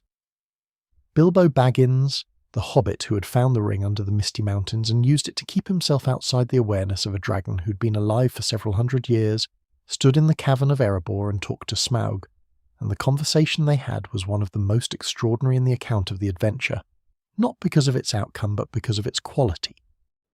Smaug was brilliant. This is not a comfortable thing to say about a creature whose primary act had been to kill hundreds of people and steal an entire civilization's worth of wealth. But the intelligence was real, and it operated in the conversation with a subtlety and a speed that required Bilbo to be at the top of whatever capacity he had developed across the journey. He named himself in riddles, as the custom of dragon conversations required, the riddle names being a protective layer between the true name and the dragon, whose knowledge of a creature's true name was a form of power over it. I am the clue finder, the web cutter, the stinging fly. I was chosen for the lucky number. I am he that buries his friends alive and drowns them and draws them alive again from the water. Each name was true, in the oblique way of riddle truth, referring to specific events in the journey, the spiders, the barrels, the luck that had attended certain moments. Smaug listened to each name with the attention of someone working a puzzle, finding in each one more information than the speaker intended, matching the riddle names against his own knowledge of the wider world and what was moving in it. He saw the weak spot in his own armour and said nothing about it. This is a detail that appears almost as an aside and is actually essential. Smaug had a patch on his left breast where the scales had not grown as thickly as elsewhere, a gap in his armouring that was his only physical vulnerability. He knew about it, presumably. A dragon of his age and experience would know his own body with the completeness that the long possession of that body produces. He did not mention it. But Bilbo saw it, and when the thrush later carried Bilbo's description of the weakness to Bard of Laketown, the single black arrow that ended Smaug was aimed at the one place it could penetrate, and Smaug fell burning into the long lake, and the mountain that had been his for 170 years was empty. The death of Smaug is a moment in the story that arrives without ceremony, outside Bilbo's direct sight, in the account of another person entirely. This is appropriate. Smaug's death was the clearing of the obstacle, not the resolution of the quest, and the quest's resolution would turn out to be something quite different from what the clearing of the obstacle suggested. The treasure was there, the mountain was available, Thorin was home, and in Thorin's face standing in the mountain that had been lost when he was young and was now found, there was something that Bilbo could see, and that Bilbo did not entirely like. Something that was not joy, though it was in the same territory. Something harder than joy. Something that was beginning, in ways that the journey's accumulated exhaustion and triumph had not yet made fully legible, to crowd out the things in Thorin that had made Bilbo willing to follow him across the world. Gold does something to those who have wanted it long enough. Not to everyone, not in every circumstance, but to those whose want has been mixed for a very long time with loss. The loss of the place the gold represents, the loss of the people who were defined by their relationship to it, the loss of the self that existed before the loss. The gold in those circumstances is never just gold. It is everything that was taken. And when the thing that was taken is finally available again, the need to hold it, to ensure it cannot be taken again, can become larger than the need for anything else, including the companions who helped you find your way back to it. Sleep now, in the warmth that is not gold warmth, the warmth of a living body in a comfortable place, the warmth that needs no treasure to sustain it, the warmth that is available to you right now, completely and without cost. The mountain is in its story, and the story is complete, and the treasure is where it belongs, distributed by the decisions that were eventually made by better selves than the one that fear and loss and gold sickness had temporarily produced. The mountain stands in the east. The fire that was in it is gone. The gate is open. Rest in the plain of the story, in the open air between what was feared and what was survived. Morning is on the other side of this. The town of Laketown stood on the Long Lake on pillars, a town built on water in the way of towns that have chosen their location for strategic or commercial reasons, and then made it home in the full sense over the generations, until the original strategic calculation is long forgotten, and what remains is simply the town, the specific character it has developed from the specific combination of its location and its people and its history. The men of Laketown were practical and somewhat suspicious and deeply hopeful in the way of people who have been sustaining themselves on the legend of the return of the king, under the mountain for several generations without that legend producing anything concrete. When Thorin arrived and announced himself, the hope and the practicality competed in the faces of the Master of Laketown and the townspeople who heard the announcement, and the hope won, as it generally does when the alternative is continued ordinariness. Bilbo observed this from his usual position of interested distance, and felt a qualified sympathy for the town's hope. The hope was real, and it was human, and it was the specific hope of people whose lives were shaped by a story they had not written, but had inherited. People whose relationship to the lonely mountain was less about gold than about the meaning that the mountain's recovery would give to the story they had been living inside. When Smaug came down in fire over the lake, the horror of it was not only the destruction but the specific quality of the destruction, the way it took the hope and the town simultaneously, leaving the survivors in the cold water of the lake with neither. Bard's shot in the dark that killed the dragon was not only an act of extraordinary marksmanship, it was the conclusion of everything Lake Town had been waiting for, arriving in the worst possible form at the worst possible time and still, somehow, arriving. Some tests arrive before you are ready for them. This is not a failure of timing. It is the nature of the kind of test that genuinely matters. If you were ready for it, it would not be testing anything that needed testing.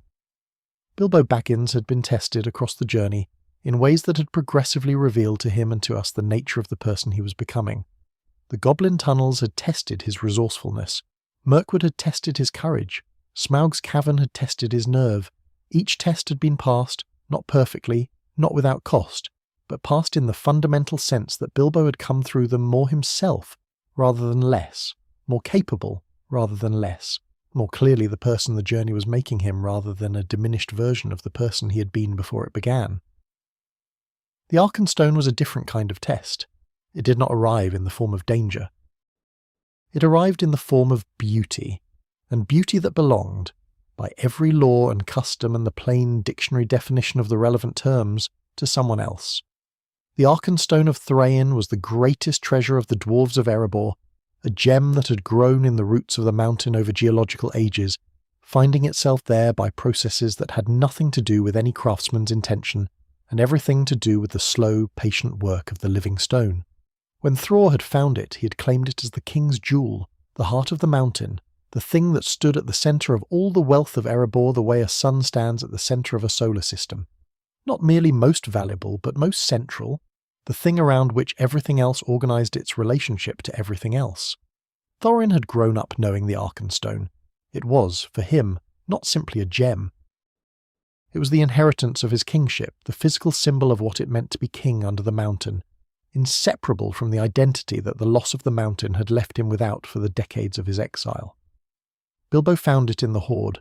He found it while searching the treasure for the share he was owed, as the 14th part of the company's claim, moving through gold and jewels and ancient armour in the great cavern, under the light that Smaug's sleeping body had provided for 170 years. The Arkenstone was not hard to identify. It was the thing in the hoard that was most itself, the thing that caught the torchlight and did with it something no other gem in the vast accumulation could do, not simply reflecting the light but multiplying it, fracturing it into its components and reassembling them in a new arrangement, producing from a single torch a galaxy of moving light that seemed to contain all the colours of every fire that had ever existed, and to be producing, somewhere in its depths, a light of its own that was not the torch's light at all. He put it in his pocket. He did not tell Thorin. He held this secret for several days, while the situation outside the mountain developed in the direction of what would become the Battle of Five Armies. The men of Lake Town arriving to claim compensation for Smaug's attack on their town, the Wood Elves of Mirkwood arriving to press their own ancient claims against the mountain's wealth, Thorin refusing all negotiations with a rigidity that was not the rigidity of principle, but the rigidity of the gold sickness, the dragon sickness, the specific affliction of a person whose need for the thing they have finally recovered after a lifetime's loss has grown larger than their capacity for anything else. We should sit with what Bilbo did next. He went, at night, alone, to the camp of the men and elves besieging the mountain. He went without telling the dwarves, without Thorin's knowledge or consent, carrying in his pocket the single thing that Thorin valued above everything else in the mountain's considerable everything. He gave the Arkenstone to Bard of Lake Town and to Elrond of Rivendell, so that it could be used as a bargaining counter in the negotiation that Thorin was refusing to enter, the negotiation that was the only available alternative to a battle that would kill people on all sides for reasons that Bilbo could see, with the clarity of someone not afflicted by the sickness, were not adequate to the cost.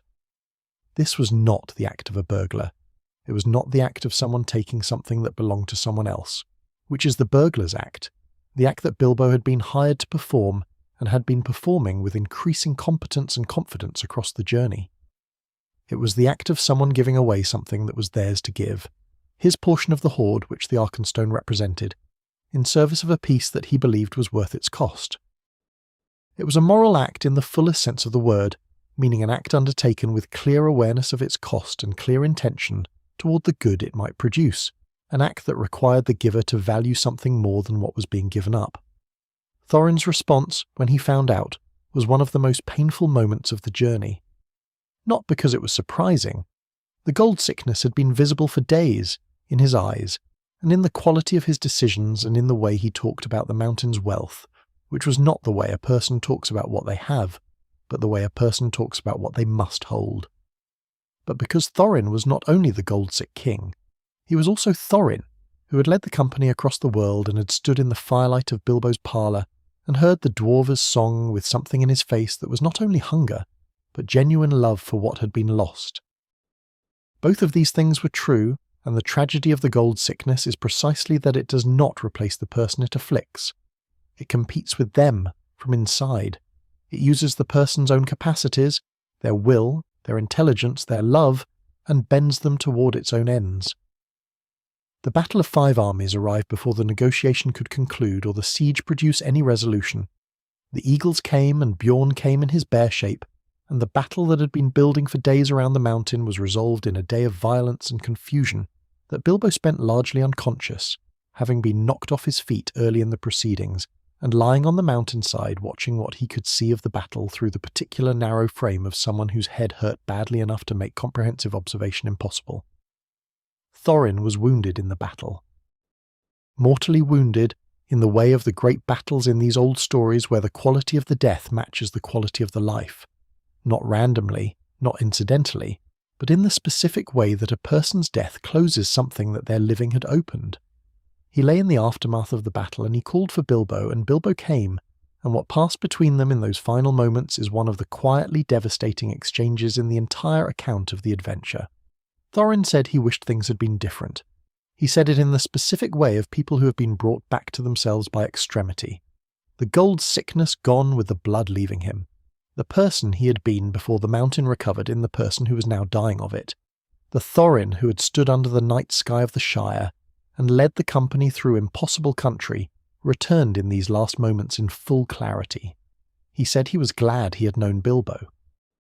He said it simply and gravely, in the manner of someone who has done the inventory of their life quickly and accurately in the little time remaining, and has arrived at the things that were true, setting aside the things that were not.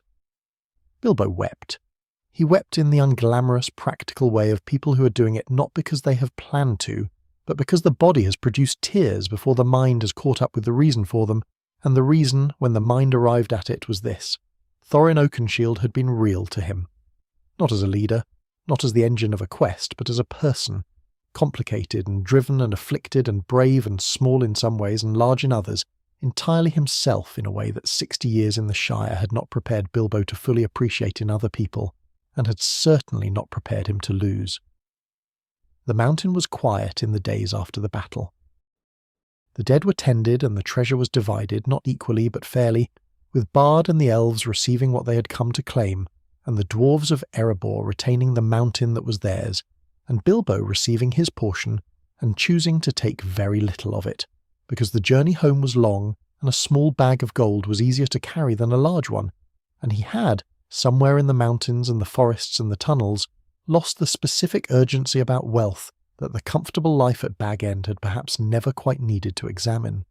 The mountain holds its shape against the sky now in the quiet of the story, grey and cold and enormous, its gate open, its treasure distributed, its dragon gone, its king buried in the stone of the halls he had recovered. The battle's noise has passed, the armies have departed, and somewhere on the eastern plain, a small figure on a pony turns westward, toward the road that leads back to Rivendell and then to the Shire, carrying in his saddlebags rather less gold than his contract had promised, and in his waistcoat pocket a small golden ring whose full significance he will not understand for a very long time. Let the mountain recede behind him. Let it take its place in the past where it belongs. The road home is ahead. Sleep now in the quiet after the storm. The battle is finished. The morning will come clean. Gandalf returned in time for the battle, which was not a coincidence. Gandalf's returns and departures were never entirely coincidental, in the way that ordinary people's movements are coincidental, the way that people arrive at places because of schedules and transport rather than because of any other principle of organisation. He arrived from the south with news of what he'd been doing in his absence, news that was large in its implications, and that the dwarves received with the quality of attention that news about approaching danger receives when the immediate situation is already complicated enough. He had dealt with something. The dealing had taken longer than expected and had required more than one kind of intervention. The something that had been gathering in the south of Mirkwood had been, at least temporarily, dislodged. The road south, for those who needed to use it, was clearer than it had been. These pieces of news connected to each other and to the immediate situation in ways that suggested a view of the Third Age considerably larger than the view from inside the mountain, with a dead dragon on the plain below it. Bilbo received this news from his position on the mountainside, where he had been sitting since the battle's end, his head still aching from the stone that had knocked him flat, and he received it with the particular quality of attention that people pay to large news when they are too tired and too much in pain to properly process it. He filed it. He would process it later, when the head allowed. What he processed immediately, sitting on the cold stone of the mountain's flank, looking out over the plain where the bodies of the battle were being tended, and the wounded were being moved and the practical work of aftermath was underway, was simpler. The battle was over, the mountain was open, Thorin was dying, and the world was going to be different from what any of them had expected when Gandalf had appeared at a round green gate in the Shire on a spring morning that now seemed to belong to a different life. The road home is different from the road out. The road out carries the particular quality of tension that forward movement toward an unknown destination always carries. The unknowing is present in every mile, the destination unverified, the self that will be required once the destination is reached not yet fully assembled. The road home runs in the other direction, and it carries different qualities. The destination is known, and knowing it changes the character of the journey. The miles that were each a step into the unknown on the outward road are, on the return, each a step back towards something that has been waiting, something that is more precisely itself in the imagination, precisely because time and distance have clarified what the imagination values about it. Bilbo did not hurry. The journey home took months, as the journey out had taken months, and Bilbo moved through those months with the patience of someone who has learned, across a year of considerable difficulty, that urgency is not the same as wisdom, that the desire to arrive does not speed the road, and that some of what the road has to offer is available only to those willing to move at its pace rather than their own. He travelled with Gandalf and with Beorn for a time, and the company of Gandalf on the return was a different thing from the company of Gandalf on the outward road, not because Gandalf was different, but because Bilbo was. He could see Gandalf more clearly now. He had seen enough of the world that the comparison between Gandalf's knowledge and his own ignorance was less paralysing and more instructive, less a measure of his inadequacy and more a window into what very old, very experienced beings were capable of knowing. Beorn they stayed with in his great wooden hall east of the Misty Mountains, where the animals tended the house, and the bees were enormous and the mead was the best Bilbo had ever tasted, and Beorn listened to the story of the adventure with the specific, alert attention of someone who knows the territory being described, and finds the account of its navigation by a group of this composition to be remarkable in ways that politeness prevents him from expressing too directly. He gave them provisions for the mountain crossing, and horses that would carry them to the edge of the forest, and returned to him on their own after, because Beorn's horses were not horses that could be asked to enter Mirkwood, and would not enter it regardless of what they were asked. The Misty Mountains in autumn were different from the Misty Mountains in spring.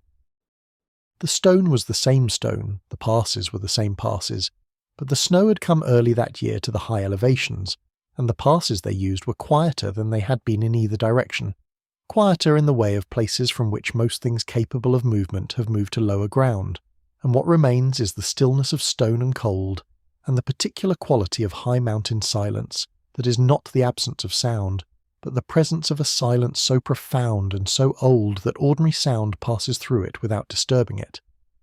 Bilbo rode through this silence with his coat pulled close, and his large feet in their stirrups, and the bag of gold in his saddlebag, and the ring in his waistcoat pocket, and the silence suited his mood in the way that landscapes sometimes suit the interior state of the people moving through them, not by coincidence, but by the simple fact that he was large enough in his thinking now to receive what the mountain had to offer. He thought about Thorin. He thought about him the way you think about someone in the first months after losing them, returning to specific memories, examining them from different angles, finding in them details that the press of events had prevented from being fully felt at the time. He thought about Thorin's face in Bilbo's parlour the night the dwarves sang about the mountain, the quality of that face when the song was being sung, the way the hunger in it was inseparable from the love. He thought about Thorin's face outside the mountain's gate, the way it had changed, the specific quality of the change that had been the gold sickness beginning. And he thought about Thorin's face in those last minutes, the quality of it when the sickness had passed and what remained was simply Thorin, dying and clear-eyed and sorry in the way of people who have arrived at the truth about themselves, slightly too late to act on it as fully as they might have wished. The grief for Thorin was real, and it would last, though it would soften in the way that grief softens when it is given enough time and enough space to find its permanent form. It would become, eventually, not the acute pain of fresh loss, but the settled sorrow of a memory held carefully, the specific weight that people carry for people who mattered to them and are gone. Bilbo would carry it all the way back to Bag End, and it would be there in the study on quiet evenings, and in the Godswood moment of looking at the map on the wall that he would eventually write himself, the map that recorded the journey he had made and the places he had seen, and the people who had travelled with him. He came back to Rivendell and rested there again, and the rest was sweeter this time for the same reason that rest always tastes better, after genuine exertion than after ordinary comfort. Elrond received him with the warmth of someone who had followed the company's progress through the sources available to someone in Elrond's position, which were considerable, and who was not entirely surprised by the outcome, which was the quality of Elrond's responses to most outcomes. Bilbo sat in the evenings by the river again, and listened to the elves' songs, and the songs sounded different now than they had sounded before the mountain. Richer, or rather received more richly, because the part of him that received them had been enlarged by everything the journey had put through it. The road through the Shire in the last days of the return had a quality that the road out had not had. It was the quality of familiarity approaching, of each mile reducing the distance to the specific geography that his body knew most deeply, the particular shape of the hills, the particular colour of the hedgerows, the particular smell of the water, and the growing things in the October air of the Westfarthing. He had been gone for a year, not a year in the way that hobbits experienced years as a sequence of known occasions and meals and visits from known people, but a year in the way that a year feels when it has been lived at intensity, as something much longer, as something in which more had happened than in any previous decade, as a span of time that had done more to define him than all the preceding decades combined. He came over the hill in the early afternoon of a day that was cool and bright and entirely indifferent to his return. The Shire was exactly as it had been. The green fields and the hedgerows and the river in the valley and the village of Hobbiton going about its business, in the way that Hobbiton went about its business on any other Tuesday in October. The smoke from the chimneys, the sounds of the mill, the distant voices of hobbits he knew by name doing the things he had known them to do for the 60 years before he had left, and would presumably be doing for the remainder of their lives, which the Shire did not expect to be disrupted by any departure or return or adventure of any kind. Bag End was being auctioned. This is the comic detail that the account delivers with the timing of the very best comedy, which is the timing that lets the punch land without telegraphing it. Bilbo had been gone long enough, and had been reliably informed as dead by sufficiently credible persons that the Sackville Bagginses had moved to take possession of his effects and his property, and the auction was in progress when he arrived, and several of his spoons had already been sold. He bought them back, most of them. Some of the silver had gone before he arrived, and was not recoverable by the purchasing power available to him that afternoon, and this was a loss that sat differently than the losses the journey had produced. Smaller, more purely comic in retrospect, carrying with it the specific absurdity that attends the return to ordinary life after extraordinary circumstances, the way the extraordinary and the ordinary exist simultaneously in the world and refuse to acknowledge each other's scale. Bilbo reclaimed his house and his remaining effects and sat, eventually, in his armchair by his fire, and the chair was exactly as he had left it, and the fire was exactly the kind of fire that the Shire made, and the room smelled of the Shire, and the light was the particular Bag End light, and the view from the round window was the view he'd been looking at from that window since before he could remember. He was not the same person who had left. This is not a dramatic observation. It is a simple one, the most basic truth available about a year of genuine adventure in the world. The chair was the same. The view was the same. Bag End was the same. The person sitting in it looking at the view had been through the Misty Mountains twice, and the Goblin Tunnels and Mirkwood and Smaug's Cavern, and the Battle of 5 Armies and the death of Thorin Oakenshield, and all of that was now interior, part of the country of him, part of the landscape of what he was and what he knew himself to be capable of. It was not visible from the outside. It did not require any change in the outward arrangements of Bag End or the outward habits of its owner. But it was there, and it was permanent, and it made the view from the round window both exactly as it had always been and very quietly rather better. The Shire received him back with the qualified welcome that the Shire extended to anyone who had been gone long enough to cause disruption. His reputation had suffered. Respectable hobbits did not disappear for a year without explanation or preparation, and his unexplained absence and its associated financial chaos had not been quickly forgotten. He accepted the damage to his reputation with the equanimity of someone who had, over the previous year, developed a somewhat different relationship to the opinion of people who had never been further from home than the Green Dragon. He did not mind.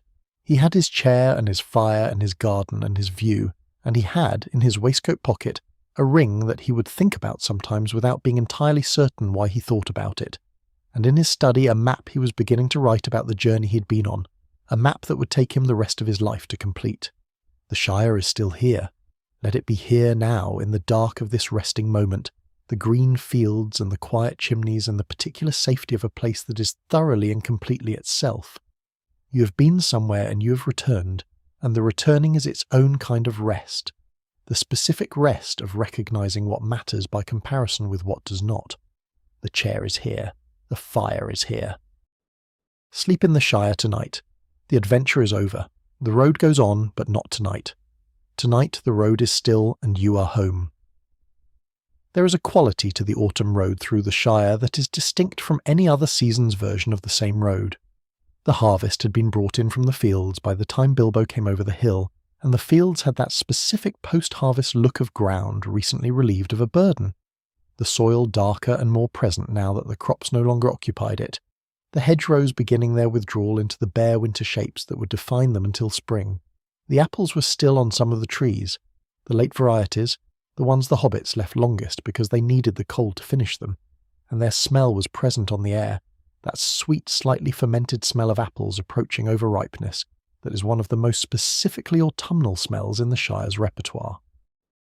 The smoke from the chimneys mixed with it, and with the smell of the turning leaves and with the smell of the road itself, packed earth and old stone and the particular mineral quality of the Shire's specific geology that Bilbo had never noticed before he left, and was now noticing with the acute attention of a nose returning to a smell it did not know it had been missing. He stopped once on the road through the village and looked at the water running below the mill, and the water was the water, the specific, unhurried, entirely itself river that it had always been, going about its small business in the valley in the way it had been going about its business since before any hobbit had lived within sight of it. The sight of it produced in Bilbo something that was not quite emotion, and not quite the absence of emotion, but something in between, a quality of recognition that was also a quality of gratitude, the specific gratitude of a person for whom the familiar has become visible again, after a period of the unfamiliar, who can see for the first time the specific value of ordinary things that familiarity had previously made invisible. The deepest journeys are the ones you do not know you are on until they are over. The ones in which the change is so gradual and so interior that no single moment presents itself as the moment of transformation, no single morning offers itself as the morning you became someone different. The change happens in the accumulated miles and the accumulated difficulties and the accumulated instances of finding out, in practical and undeniable terms, what you do when the situation requires something of you that your previous life had not required. It happens in the Goblin Tunnels and in the Riddle Game and in the Spider Woods and in the conversation with Smaug and in the night walk to the Besieger's camp with the Arkenstone in your pocket. It happens in every place where you were frightened and continued anyway, in every place where you were not sure what the right thing was and tried to do it, in every place where the world asked you to be more than what you thought you were and you were.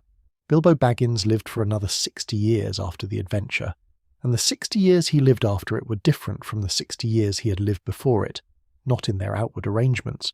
The Shire remained the Shire, and Bag End remained Bag End, and the meals remained the meals, but in their interior quality. He had been somewhere. He had done something.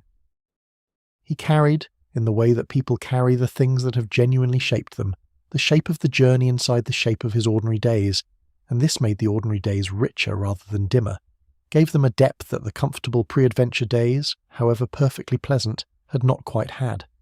He wrote the book, the account that would become the Red Book of Westmarch.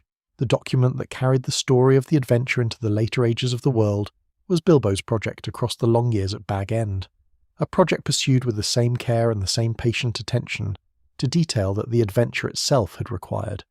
He was not a professional writer in any sense that the word professional applies. He was a hobbit who had been somewhere extraordinary and wanted to put it down accurately, for whatever reason people have for putting things down accurately. The desire to understand them more fully, the desire to keep them from the inevitable distortion that memory applies to experience over time, the desire to make something that others might find useful or interesting or simply true. Gandalf visited periodically. These visits had a different quality now than the gateside encounter that had started everything, different than any visit Bilbo had received from Gandalf before the adventure. There was a mutual acknowledgement in them, a quality of shared reference that did not need to be spoken aloud because it was present in everything that was said. Gandalf had known what the adventure would require of Bilbo, or at least had known more than he let on about what it might require, and his satisfaction at the outcome was the satisfaction of someone who had believed in a person's capacity before that person had reason to believe in it themselves, and had been right. The ring sat in Bilbo's pocket for 60 years. He did not think about it constantly. There were months at a time when it sat undisturbed in the pocket of his everyday waistcoat, and he was no more aware of it than he was aware of the lining. But it was there, and its there-ness had a quality that was not quite the there-ness of other things he owned. He found himself thinking about it at odd moments, found himself occasionally reluctant to leave the house without it, found himself, on rare and uncomfortable evenings, taking it out and looking at it in the firelight. The plain gold band, the absolute ordinariness of its appearance, the specific quality of the firelight on it that was not quite the quality of firelight on other gold. He did not know what it was. He would not know for another 60 years, and the knowing when it came would change the world in ways that the adventure he had been on, large as it was, had not. Frodo Baggins came to Bag End as a young orphan, and Bilbo adopted him with the practical generosity of someone who has been somewhere and returned with the specific understanding that the things you choose to hold close are the things that matter. Frodo had his mother Primula's eyes, and his father Drogo's quietness, and something else. Something not quite the took restlessness of Bilbo's mother's line, but its own particular version of looking at the horizon with something that was not quite ordinary attention. Bilbo told him stories. This is a detail that sounds ordinary and is not ordinary at all, because the stories Bilbo told were the stories of the adventure, and the stories of the adventure went into Frodo the way that particular stories go into particular listeners, not as entertainment, not as pleasant time-filling, but as something that found a resonance in the listener that the listener could not quite explain and did not entirely want to examine too closely. We should sit with this for a moment, in the quiet of the evening at Bag End. Bilbo was not, when he told Frodo the stories of the adventure, simply passing the time. He was passing something on. The quality of attention that the journey had built in him, the quality of courage that was not the absence of fear, but the decision to act despite it, the quality of pity that had expressed itself most clearly in the goblin tunnels with Gollum, the quality of moral clarity that had expressed itself most clearly in the walk to the besiegers' camp with the Arkenstone. All of this was in the stories, available to the listener who was paying the right kind of attention. Frodo was paying the right kind of attention. He had been since childhood. He would need what the stories contained, though neither of them could have known this in those evenings at Bag End, in those quiet hours after supper with the fire and the pipe and the maps on the study wall. The roads of Middle-earth are old, older than any of the people who use them, older than most of the languages spoken along their length, older than the political arrangements that define the territories they pass through. They had been walked by feet very different from hobbit feet, in ages when the shapes of the mountains were different and the forest occupied different territory, and the sky at night was crossed by things that no longer crossed it. The road out of Hobbiton to the east, the road that Bilbo had followed on the morning he ran down the hill, was a road that had carried other travellers before it carried him, and would carry other travellers after. The road, as Bilbo's walking song described it, went ever on and on from the door where it began, far ahead and ever on. It did not stop for any particular traveller's arrival or departure. It simply continued, through whatever weather and whatever season, ready for whoever was ready for it. Bilbo left Bag End at the age of 111, at his 111st birthday party, and the party was the most magnificent the Shire had ever seen, and the departure from it was the most abrupt and the most entirely characteristic of the person he had been for all his 111 years. He gave away his silver, he gave away his books, he gave away his best waistcoats to Lobelia Sackville Baggins, who had been waiting for them for decades. He gave Frodo the house and the ring with a reluctance that was not quite ordinary reluctance and a relief at giving it up that was not quite ordinary relief. And he walked out the green door of Bag End and down the hill road in the autumn evening and met Gandalf waiting at the end of the lane. He sang as he went. The walking song, his own song, the song about the road that had been writing itself in him since before he had words for it, coming out now in the October evening with the particular quality of a thing that has been held for a long time and is finally being released into the air it was made for. He did not look back. If he looked back, he would see Bag End on the hill, with its round door and its brass fittings, and Frodo standing in the doorway watching him go, and looking back at that would require more steadiness than the song could maintain. He kept his eyes on the road. He kept singing. The road went on. There is something in the image of Bilbo walking down the lane singing his walking song at 111 years old that contains everything the story's about. Not the dragon or the treasure or the battle or the ring, not the extraordinary incidents. But this, the ordinary person, having lived fully and adventurously and thoughtfully and with genuine moral attention to the questions that his life presented, walking forward into the next part of whatever it was, not afraid, not certain, not even particularly eager in the dramatic sense, simply going, carrying the song, putting one large leathery foot in front of the other on the road that had always been there, the road he had found and lost and found again, the road that was the external form of whatever it was inside him that the adventure had made real. The Shire settled behind him into the autumn. The smoke still came from the chimneys. The mill still turned.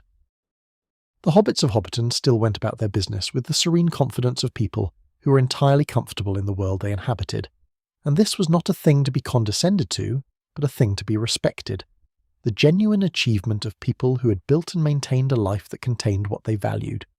The Shire was good. It had been good before Bilbo, and it would be good after. It was simply not, for Bilbo, the whole story. We have travelled the whole circle together tonight, from the round green door at the top of the hill to the road going out and the road coming back, and the long evening at Bag End and the final departure down the lane.